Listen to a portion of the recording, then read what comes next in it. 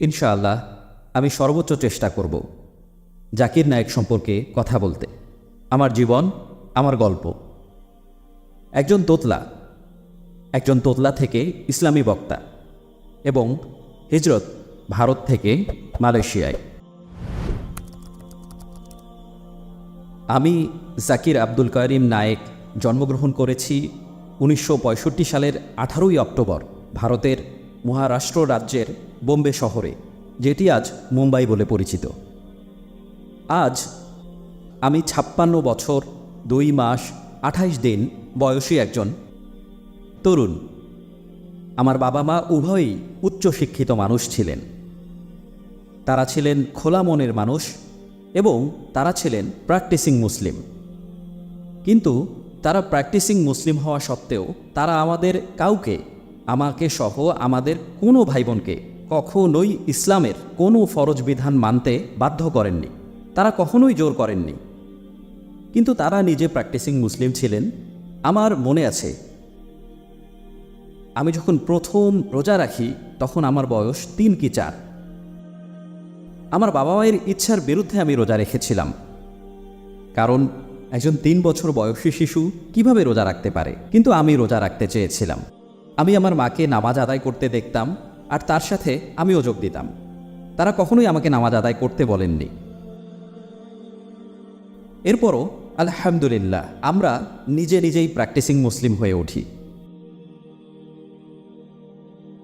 আমি সহ আমরা ভাই বোন 5 জন, 2 ভাই এবং 3 বোন। সবচেয়ে বড় আমার বোন, ওনার নাম লুবনা। তারপর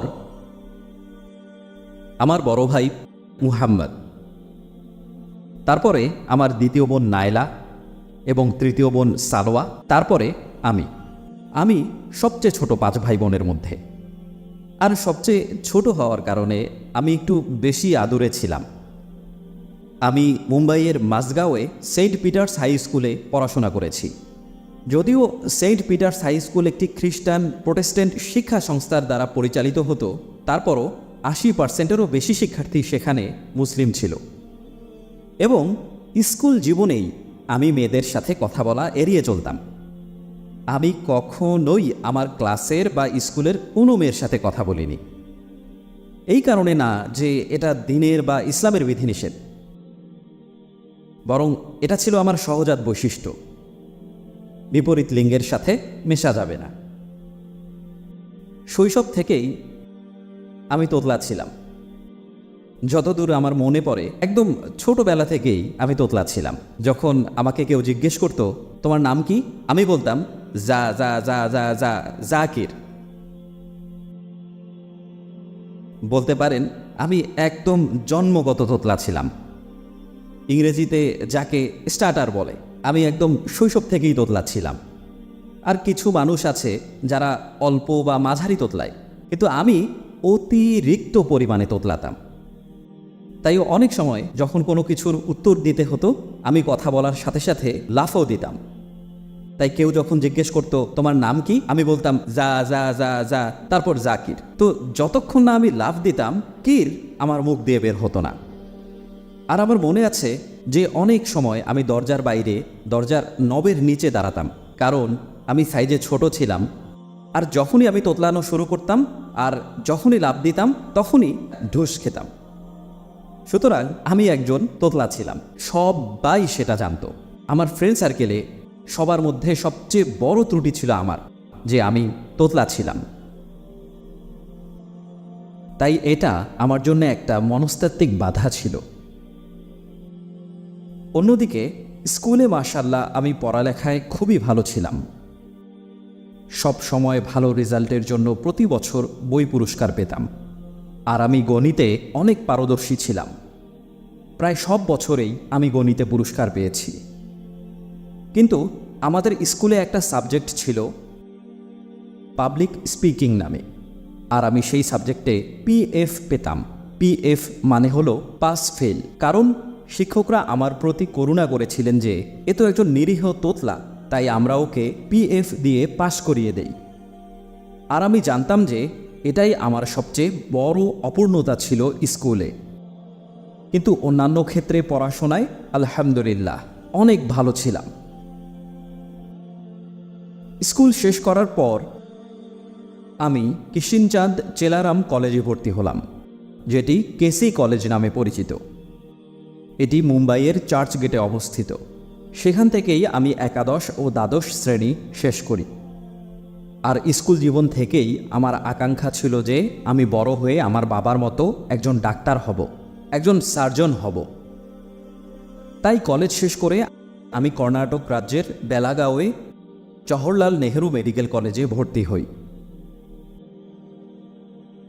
মেডিকেল কলেজে একাডেমিক পড়াশোনা ছিল 3 বছর। প্রতি একাডেমিক বছর ক্যালেন্ডার অনুযায়ী 1.5 বছরের সমান ছিল। আমি সেখানে একাডেমিক ফার্স্ট ইয়ার এবং সেকেন্ড ইয়ারের 2টি টার্ম সম্পন্ন করেছিলাম। এরপর আমি বোম্বে চলে আসি এবং বোম্বের কেন্দ্রস্থলে অবস্থিত টোপিওয়ালা ন্যাশনাল মেডিকেল কলেজে ভর্তি হই, যেটি নায়ার হসপিটাল নামেও পরিচিত। আমি 1987 সালে সেকেন্ড ইয়ারে থাকতে এই ট্রান্সফারটি নিয়েছিলাম। তো আমি 1982 সালে আমার স্কুল শেষ করি। এর পরের 2 বছরে আমি একাদশ ও দ্বাদশ শ্রেণী শেষ করি। এরপরে 1984 সালে মেডিকেল কলেজে ভর্তি হই এবং 1987 সালে ট্রান্সফার নিয়ে মুম্বাইয়ে ফিরে আসি। আর আমার বাবা আলহামদুলিল্লাহ তিনি একজন ডাক্তার ছিলেন। তার নাম ছিল আব্দুল কারিম মুহাম্মদ নায়েক রহিমাহুল্লাহ। আল্লাহ তাকে ও আমাকে ক্ষমা করুন, তাকে জান্নাত দান করুন।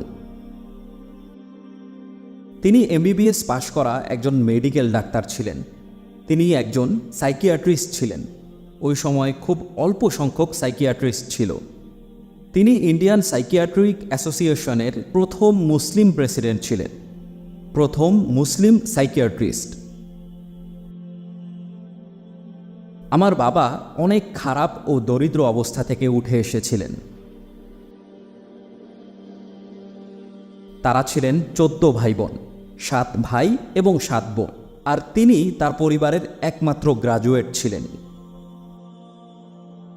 এরপর তিনি একজন ডাক্তার হন, একজন পোস্ট গ্রাজুয়েটও হন। তার জন্ম রাথাগারি শহরে, মহারাষ্ট্রের কোকান অঞ্চলের একটি শহর, এবং আলহামদুলিল্লাহ তিনি তার সময়ের সবচেয়ে বিশিষ্ট কোকানি মুসলিম হয়ে ওঠেন। আমার বাবা তিনি অনেক গরিব ছিলেন। তার স্কুলের বেতন অথবা তার মেডিকেল কলেজের বেতন দেওয়ার মতো কোনো অর্থ তার কাছে ছিল না। তাই তিনি কি করতেন? তিনি সকালে দুধ সাপ্লাই করতেন। তিনি সামান্য কিছু রুপি আয়ের জন্য খবরের কাগজও বিলি করতেন। এরপর তিনি এগুলোকে একত্রে জমা করতেন এবং তার বেতন পরিশোধ করতেন। আর আমার বাবা এসবের কারণে গর্বিতও ছিলেন। তিনি বলতেন, তোমার কখনো লজ্জিত হওয়া উচিত নয় যতক্ষণ তুমি সততার সাথে কোনো কাজ করছো, আর এটি অনইসলামিকও নয়। আমি তার এই কাজের জন্য গর্বিত। আলহামদুলিল্লাহ তার মেডিকেলে পড়াশোনা শেষ করার পর তার একটি সমৃদ্ধ ব্যবসাও ছিল। আল্লাহ তাকে বরকত দিয়েছিলেন এই দুনিয়ায় অনেক নিয়ামতের সাথে। কিন্তু আমার বাবা যখন উপার্জন শুরু করেছিলেন, তার আয়ের একটা বড় অংশ তিনি গরিব, নিঃস্ব এবং বিধবাদের জন্য খরচ করতেন। আমি জানি না যে এমন কোনো ব্যক্তি আছে যে আমার বাবার কাছে সাহায্য চেয়েছে আর আমার বাবা তাকে সাহায্য করেননি। আমার বাবা আমাদেরকে শিক্ষা দিয়েছেন যে কখনোই নিজের জন্য অতিরিক্ত খরচ করো না, কিন্তু শিক্ষার জন্য খরচ করো, এতে কোনো সমস্যা নেই। তিনি আমাদেরকে শিক্ষা দিয়েছিলেন যে গরিব ও অভাবী লোকদের পেছনে খরচ করো।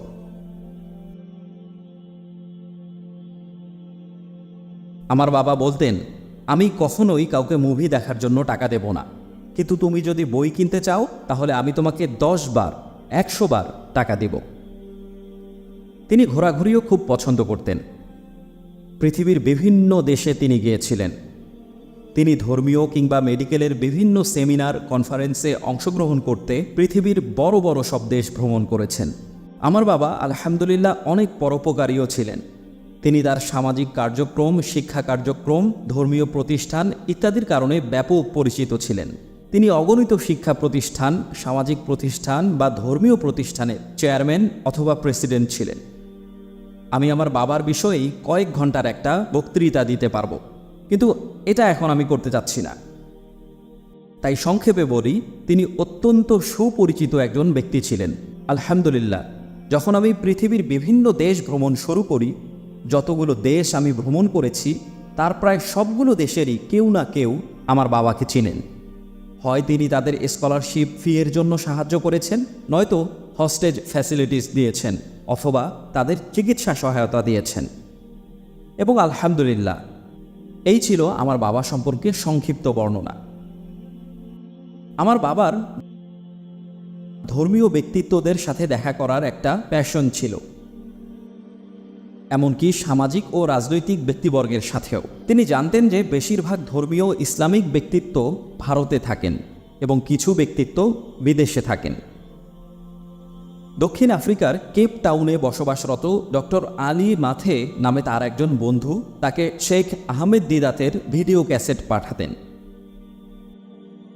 এবং আমি যখন 1987 সালে বোম্বে ফিরে আসি, তখন আমি শেখ দিদাতের ক্যাসেটগুলো থেকে একটা বা দুটো ক্যাসেট দেখেছি। 1987 সালের অক্টোবরে শেখ আহমেদ দিদাত বোম্বে আসলেন, আর আমার বাবা আমাকে বললেন যে শেখ আহমেদ দিদাত আমার বন্ধুর সাথে থাকবেন, তুমি আমার সাথে চলো, আমরা যাব আর ওনার সাথে দেখা করব। আর এদিকে আমি ওনার সাথে দেখা করার জন্য সত্যি ততটা উৎসাহী ছিলাম না, কিন্তু যেহেতু আমার বাবা আমাকে অনুরোধ করলেন, তাকে খুশি রাখার জন্য আমি এবং আমার ভাই বাবার সাথে শেখ আহমেদ দিদাতের সাথে দেখা করতে গেলাম। যখন আমরা আমাদের বাবার বন্ধুর বাসায় গেলাম এবং ঘরে প্রবেশ করলাম, তখন আমরা 6 ফুট 3 ইঞ্চির একজন বিশাল ব্যক্তিত্ব দেখতে পেলাম, শুভ্র দাড়িসহ শেখ আহমেদ দিদাত। এবং তিনি বললেন যে আমি ভারতে কিছুদিনের জন্য এসেছি। আমি সুরাতে গিয়েছিলাম। তিনি সুরাতে গিয়েছিলেন, যেখানে তিনি জন্মগ্রহণ করেছিলেন। তো তিনি তার জন্মভূমি কিছুদিনের জন্য ঘুরতে এসেছিলেন এবং তিনি দক্ষিণ আফ্রিকা ফিরে যাচ্ছিলেন। আমরা সন্ধ্যার পর অথবা রাতের শুরুতে তার সাথে দেখা করতে গিয়েছিলাম।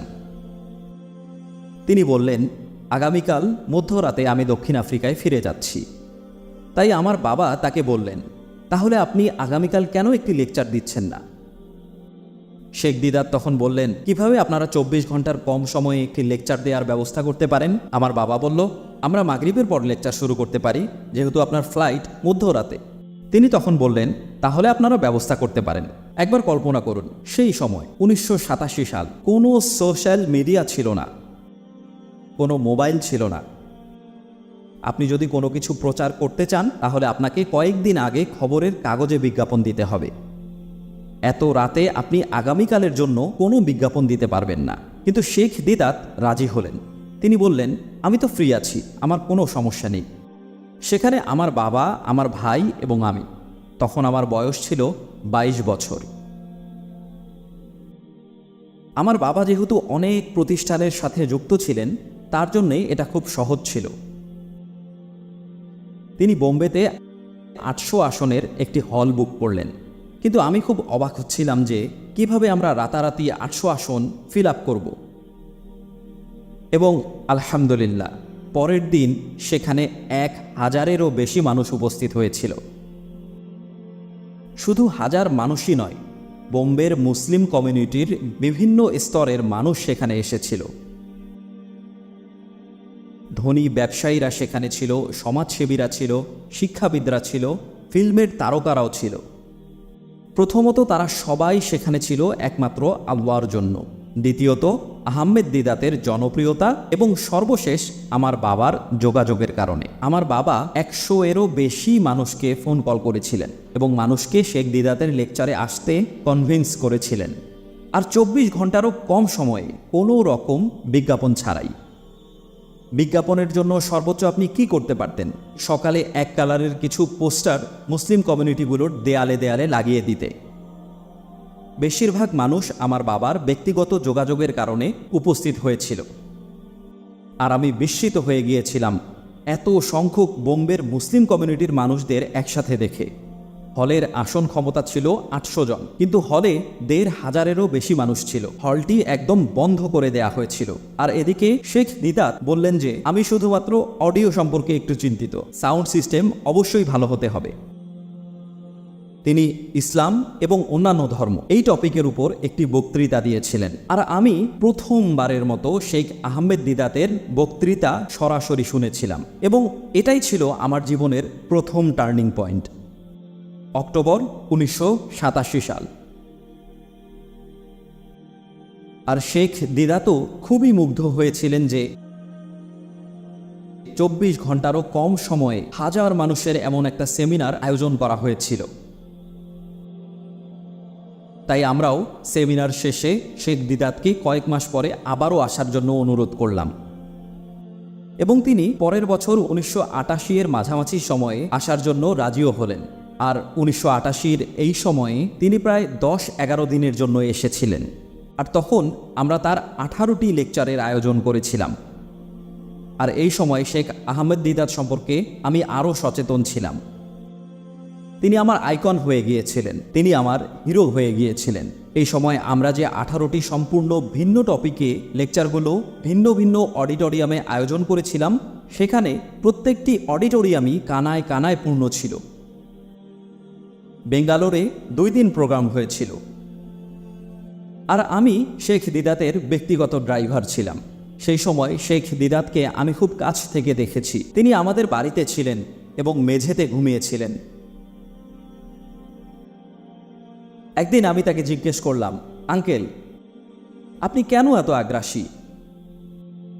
তিনি আমাকে বললেন, দেখো বাবা, আমি আসলে আগ্রাসী নই, আমি একজন যোদ্ধা, আমি একজন পাঠান। এবং মনে রাখবে, শয়তানকে মোকাবেলা করার জন্য মাত্র 2টি রাস্তা আছে। একটা হলো পবিত্র পানি, আর আরেকটা হলো আগুন। আমি আগুনকে বেছে নিয়েছি। আমার প্রশ্নের পর তিনি কিন্তু আমাকে ধমক দেননি। তিনি বলেছেন, আমি একজন যোদ্ধা, আমি একজন মুজাহিদ। তুমি শয়তানকে 2টি উপায়ে মোকাবেলা করতে পারো, পবিত্র পানি, আগুন। কেউ যদি পবিত্র পানি দিয়ে মোকাবেলা করে তবে তাকে সুস্বাগতম। আর আমি আগুন দিয়ে সফলতা পেয়েছি। আর এই কথাটাও আমার জীবনের আরেকটা টার্নিং পয়েন্ট ছিল। এরপর তিনি যখন ফিরে গেলেন, তিনি আমাকে দাওয়াত দিলেন। আমি দক্ষিণ আফ্রিকায় গেলাম, তার বাড়িতেই অবস্থান করলাম।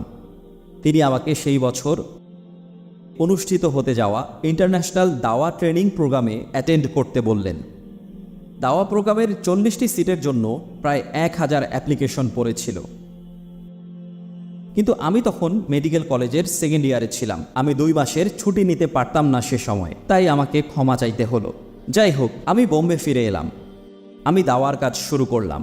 আমি শেখ দিদাতের প্রায় সবগুলো লেকচার মুখস্থ করে ফেলেছিলাম। তিনি আমাকে তার লেকচারের 50টি ভিডিও ক্যাসেট দিয়েছিলেন। আমি বোম্বেতে আমার দাওয়ার কাজ শুরু করলাম। আর আমি আশ্চর্য হয়ে লক্ষ্য করলাম, যখন আমি অমুসলিমদের সাথে কথা বলি তখন আমি কখনোই তোতলাতাম না। যখন আমি অমুসলিমদের দাওয়া দিতাম, খ্রিস্টান মিশনারি, হিন্দু পণ্ডিতদের সাথে কথা বলতাম, আমি একদমই তোতলাতাম না। কিন্তু পরক্ষণেই আমি যখন কোনো মুসলিমের সাথে কথা বলতে আসতাম, আমার আবার তোতলানো শুরু হয়ে যেত। আজব ঘটনা। যেই মুহূর্তে আমি অমুসলিমদের সাথে কথা বলি, কোনো তোতলামো নেই। আবার যখন আমি বাড়িতে ফিরে আসি, বোনের সাথে কথা বলি, আমি তোতলানো শুরু করি। তারপরও আলহামদুলিল্লাহ, অন্তত দাওয়া দেওয়ার সময় তো আমি তোতলাই না। আর তাই আমি পূর্ণ উদ্যমে দাওয়ার কাজ শুরু করলাম। আমি চার্চগুলোতে ফাদারদের সাথে, পুরোহিত পণ্ডিতদের সাথে 1-to-1 দাওয়া দিতে লাগলাম। আর আলহামদুলিল্লাহ 1988 থেকে 1991 সাল পর্যন্ত এটাই আমার প্রধান মিশন হয়ে উঠল। এছাড়াও আমি আবার মেডিকেল কলেজেও দাওয়া দিয়েছি, নায়ার হসপিটাল তথা টুপিওয়ালা ন্যাশনাল মেডিকেল কলেজ। আর সেখানে মুসলিমদের সংখ্যা খুব কম ছিল, খুব বেশি হলে 3% মাত্র। সারা দেশে জনসংখ্যার দিক থেকে মুসলিমরা 20%-এর কিছু বেশি, আর আমাদের মাত্র 3%। এদিকে যখন আমি দাওয়ার কাজ করতে যেতাম, আমার মুসলিম বন্ধুরা পালিয়ে যেত। তারা বলতো যে জাকির আমাদেরকে মেরে ফেলবে। তাই আমি যখন হিন্দুদের কাছে দাওয়া দিতে যেতাম, আমার মুসলিম বন্ধুরা পালিয়ে যেত আর যুদ্ধক্ষেত্রে আমাকে একাই দাঁড়াতে হতো। তবে আলহামদুলিল্লাহ যে কখনোই কোনো অমুসলিম আমার কলার ধরেনি যখন আমি দাওয়া দিতাম, এমনকি আজ পর্যন্ত। আমি দাওয়া শুরুই করেছিলাম আমার প্রফেসর ও শিক্ষকদের দিয়ে। মেডিকেল কলেজে লিখিত পরীক্ষার পাশাপাশি ভাইবা নামে আরেকটা আলাদা পরীক্ষা হতো, যেটা মৌখিক। লিখিত ও ভাইবায় আলাদা আলাদাভাবে পাশ করতে হতো। আমার বন্ধুরা আমাকে বলতো যে তুমি তো প্রফেসরদের দাওয়াত দিচ্ছ, তারা তোমাকে ভাইবা পরীক্ষায় ফেল করিয়ে দিবে। আর ফেল করিয়ে দেওয়া খুবই সহজ, কারণ এই পরীক্ষার কোনো রেকর্ড থাকে না। লিখিত পরীক্ষায় তো পুনরায় পরীক্ষা দেয়া বা পাশ করার সুযোগ থাকে, কিন্তু ভাইবা পরীক্ষায় পুনরায় পরীক্ষা দেওয়ার কোনো সুযোগ নেই। তাই আমার বন্ধুরা আমাকে বলতো তুমি যে হিন্দু প্রফেসরদের দাওয়া দিচ্ছ, তারা তোমাকে ফেল করিয়ে দিবে। আর আমি তখন বলতাম তারা যদি আমাকে ফেল করিয়েই দেয়, তাহলে আল্লাহ চান আমি যেন তাদের উপর আরও 1 বছর দাওয়ার কাজ করি। আমি খুবই আশাবাদী ছিলাম। আমি কখনোই ভাবিনি যে তারা আমাকে যদি ফেল করিয়ে দেয় তাহলে আমার দাওয়ার কাজ করা উচিত হবে না। এবং আলহামদুলিল্লাহ আমি আমার দাওয়ার কাজ চালিয়ে যেতে থাকি। ওইদিকে আলহামদুলিল্লাহ আমার বাবা একাই শায়েখ আহমদ দিদাতের সম্পূর্ণ যুদ্ধের অর্থের যোগান দিয়েছিলেন। আল্লাহ তাকে সেই সামর্থ্য দান করেছিলেন। তাই আমি আমার বাবাকে বলেছিলাম যে আপনি কেন শায়েখ আহমেদ দিদাতের বইগুলো প্রিন্ট করে ফ্রি বিতরণ করেন না। এই কথার পর শায়েখের প্রায় 17টি বই প্রিন্ট করালাম, কোনোটা 10,000, কোনোটা 15,000, কোনোটা 20,000, আমাদের সামর্থ্য অনুযায়ী। এরপর পত্রিকায় বিজ্ঞাপন দিলাম যে আমরা শেখ দিদাতের বই ফ্রি দেয়া শুরু করেছি। তারপর আমরা চিন্তা করলাম যে শেখ দিদাতের ভিডিও ক্যাসেটগুলো সবাইকে দেওয়ার জন্য আমরা একটা ভিডিও ক্যাসেটের লাইব্রেরি তৈরি করব। তাই আমি আমার বাবাকে বললাম আমাকে কিছু জায়গা দিতে। বাবা আমাকে 250 স্কোয়ার ফিটের একটি ছোট্ট অফিস দিলেন, যেটি 25 মিটারেরও কম। আমি বাবাকে আরও বললাম আপনি তো বাইরে অনেক টাকা দান করেন, আমাকেও প্রতি মাসে 5,000 রুপি দিতে হবে। আমার বাবা বললেন তুমি ধর্মীয় প্রতিষ্ঠান খুলতে চাচ্ছ, মানুষ তো তোমাকে পা ধরে নিচে নামাবে, কিন্তু তুমি যদি সামনে আগাতে চাও, চেষ্টা করতে চাও, আমি তোমাকে সাপোর্ট করব। তাই তিনি রাজি হয়ে গেলেন এবং আমরা একটা নতুন প্রতিষ্ঠান শুরু করলাম। আমরা চিন্তা করতে লাগলাম যে কি নাম দেয়া যায়। আমাদের কাছে শেখ আহমেদ দিদাতের প্রতিষ্ঠানের নামে একই নাম দেওয়ার সুযোগ ছিল, ইসলামিক প্রপাগেশন সেন্টার ইন্টারন্যাশনাল। কিন্তু আমরা ভাবলাম যে হিন্দু সংখ্যাগরিষ্ঠ দেশে প্রপাগেশন ব্যবহার করা হিকমার পরিচয় হবে না। তাই আমরা নতুন নাম ঠিক করলাম, ইসলামিক রিসার্চ ফাউন্ডেশন। মাত্র 250 স্কোয়ার ফিটের অফিসে মাসিক 5,000 রুপি বাজেটে ইসলামিক রিসার্চ ফাউন্ডেশন প্রতিষ্ঠানটি যাত্রা শুরু করলো। এটা মনে হয় সবচেয়ে ছোট্ট প্রতিষ্ঠান ছিল। আর প্রথমেই আমরা যেটা শুরু করলাম তা হচ্ছে একটা স্পিকিং প্ল্যাটফর্ম তৈরি করা। আমার একজন বন্ধু ছিল, সেও medical doctor, doctor Shoaib Syed. সে খ্রিস্টান মিশনারিদের সাথে কথা বলতে বেশ জনপ্রিয় ছিল, তাই সে হবে আমাদের বক্তা। আমরা অন্য মানুষদের কথা বলার জন্য একটা প্ল্যাটফর্ম তৈরি করব। আমি বক্তৃতা দিব এমনটা আমি কখনোই ভাবিনি, কারণ আমি একজন তোতলা ছিলাম। আমি কিভাবে কথা বলবো? এরপর আমরা যেটা করলাম তা হলো আমরা বিভিন্ন ইঞ্জিনিয়ারিং কলেজ ও অন্যান্য কলেজের শিক্ষার্থীদের 25 থেকে 30 জনের একটা দল ডাকলাম এবং তাদেরকে আধ ঘন্টা বা 1 ঘন্টা বিশ্বের নানা ইসলামী বক্তার লেকচারের ক্লিপ দেখালাম। এরপরে আমরা একটা উন্মুক্ত প্রশ্নোত্তর সেশন রাখলাম। আমাদের অফিসে আমাদের প্রথম প্রোগ্রাম ছিল এটি। প্রশ্নোত্তর পর্বের জন্য আমি আমার সেই বন্ধু ডক্টর সোয়েবকে বললাম, যাও তুমি এই সেশনটি সামলাও। সে গেল এবং জীবনে প্রথমবারের মতো তার পা জমে গেল। সে বুঝে উঠতে পারছিল না কি করবে। আর ওইদিকে মানুষজন অপেক্ষা করছিল। তখন আমি সাহস সঞ্চয় করলাম এবং তাকে সরিয়ে তার জায়গায় দাঁড়ালাম। আমি আবারও অনুধাবন করলাম যে স্টেজে থাকার সময় অলৌকিকভাবে আমি তোতলাচ্ছিলাম না। স্টেজে যখন আমি কথা বলা শুরু করেছিলাম আমি একটুও তোতলাইনি, কিন্তু যখন আমি স্টেজ থেকে নেমে আসলাম আবার আমি তোতলানো শুরু করলাম। সাধারণত ঝানু বক্তারাও স্টেজে কথা বলতে গিয়ে অনেক সময় তোতলায়। স্টেজে তোতলানোটা একটা স্বাভাবিক বিষয়, কিন্তু আমি একজন মাত্রাতিরিক্ত তোতলা মানুষ হয়েও স্টেজে কখনোই তোতলাইনি। আর এভাবেই আমি প্রশ্নোত্তর সেশনটি পরিচালনা করার মাধ্যমে প্রথমবারের মতো জনসম্মুখে আসলাম। প্রশ্নোত্তর পর্বটি খুবই ভালো কাজ করছে যে তারা আমাকে প্রশ্ন করছে আর আমি মোক্ষম জবাব দিচ্ছি। আমি স্কুল কলেজ জীবন থেকেই তর্ক বিতর্কে খুব পারদর্শী ছিলাম। আমি আমার যুক্তিবিদ্যা এবং বিতর্কের দক্ষতার জন্য পরিচিত ছিলাম। কেউ যদি আমাকে বলতো কালোকে সাদা প্রমাণিত করো, আমি কালোকে সাদাই প্রমাণিত করতে পারতাম। এখন আমি এই দক্ষতাকে ইসলাম উপস্থাপন করতে ব্যবহার করছি, হককে উপস্থাপন করতে ব্যবহার করছি। এটা আমার জীবনের পরিবর্তনের অন্যতম একটা ধাপ ছিল।